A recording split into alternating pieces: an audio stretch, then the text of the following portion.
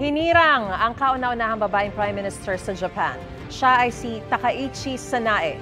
Mula sa 465 miyembro ng lower house, nakuha ni Takaichi ang 237 boto.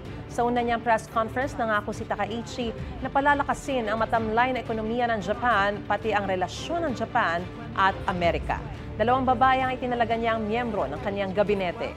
Si Takaichi ay hardline conservative at dating Economic Security at Interior Minister. Siya ang 104th Prime Minister ng Japan. Pinalitan niya ang nag-resign na kapartido na si Ishiba Shigeru. Iniidolo niya si dating British Prime Minister Margaret Thatcher.